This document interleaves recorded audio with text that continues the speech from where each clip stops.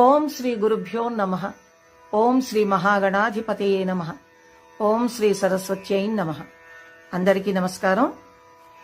ఈరోజు మాఘ పురాణం 5వ అధ్యాయం మృగశృంగుని చరిత్ర పారాయణం. కుత్సుడనే బ్రాహ్మణుని పుత్రుడు అగటచే ఆ బ్రాహ్మణ బాలుడు కౌత్సుడు అని పిలువబడసాగాడు. ఈతనినే మృగశృంగుడు అని కూడా పిలుస్తారు. కౌత్సుడు కావేరీ నదీ తీరంలో ఘోర తపస్సు చేసుకునే సమయంలో ఆ అడవి అందున్న మృగములన్నీ తమ కొమ్ములతో అతనిని గీకుతూ ఉండేవి.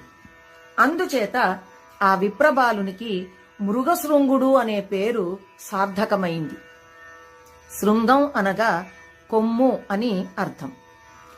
బ్రాహ్మణ బాలుడైన కౌత్సుకుడనే మృగశృంగునికి యుక్త వయస్సు వచ్చింది.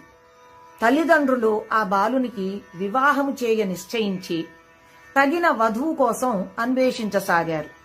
విషయము తెలుసుకున్న విప్రబాలుడు తన తల్లిదండ్రులను ఉద్దేశించి ఈ విధంగా అన్నాడు: తల్లిదండ్రులారా, నాకు వివాహము చేయాలి అనే మీ తపన నన్నెంతగానో ముగ్ధుణ్ణి చేసింది.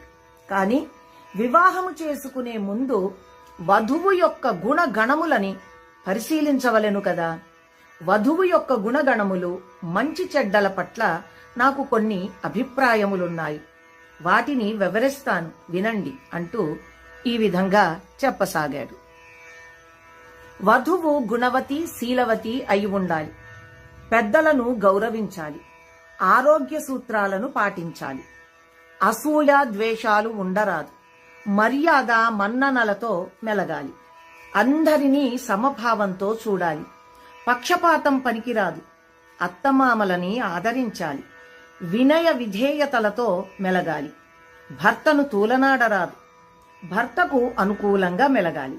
మంచితనము, నెమ్మదితనముతో ఉండాలి. కార్యేషు దాసి, కరణేషు మంత్రి, శయనేషు రంభ, క్షమయాధరిత్రి అని పెద్దల నుండి విన్నట్లు ఇంటి పనులలో దాసిలాగా, భర్తకి సలహానిచ్చుటలో మంత్రిగాను, భర్తను సుఖింపజేయడంలో శృంగార దేవతగాను, భూదేవి అంతటి ఓర్పుతో ఉండాలి. ధర్మార్థ కామ మోక్షములు అనేది చతుర్విధ పురుషార్థములని తెలుసుకొని వాటికి అనుగుణంగా మెలుగుతూ మోక్షమును పొందు మార్గమును అన్వేషించునదిగా ఉండాలి. నిత్యము ధర్మబుద్ధిని కలిగి ఉండాలి. దైవభక్తి పరురాలై ఉండాలి. ముఖ్యంగా వధువు పుట్టినింటికి మెట్టినింటికి పేరు తెచ్చేదిగా ఉండాలి. ఈ పై లక్షణములు గల స్త్రీని వివాహమాడుట వలన ఆ దంపతుల సంసార జీవితము 3 పువ్వులు 6 కాయలుగా వర్ధిల్లగలదు. పెద్దల మాటను కాని, భర్త మాటను కాని జవదాటక వారికి అనుగుణంగా నడుచుకునే స్త్రీ పరమ పవిత్రురాలై దైవ సన్నిధికి చేరగలదు. కాబట్టి అట్టి సద్గుణ సంపన్నయైన స్త్రీని వివాహమాడవలెను. అందరినీ ప్రేమానురాగాలతోనూ సమభావంతోనూ చూడాలి. అట్టి స్త్రీ ప్రజలందరి చేత ప్రశంసలు పొందగలదు. కీర్తి ప్రతిష్టలని ఆర్జించగలదు. చల్లని తల్లి అని 10 చేత మెప్పు పొందగలదు. సద్గుణములు గల భార్యను పొందిన వానికి అంతకంటే వేరు స్వర్గము మరొకటి ఉండదు. పురుషునికి పూర్వజన్మ సుకృతం బాగుగా లేనిచో పరమ గయ్యాలి అయిన భార్య దొరుకుతుంది. ఇక వారి సంసారమంతా నరకమయమే.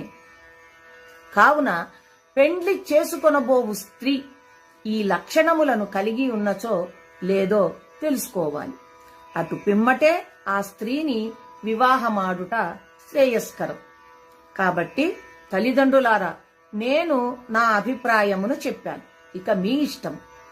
పెద్దల మాటలను, జన్మనిచ్చిన తల్లిదండ్రుల మాటను జవదాటేవాడిని కాను అని విప్రబాలుడు తన అభిప్రాయాన్ని వెలిబుచ్చాడు. పుత్రుని మనోగతాన్ని గ్రహించిన తల్లిదండ్రులు ఎంతగానో సంతోషించారు.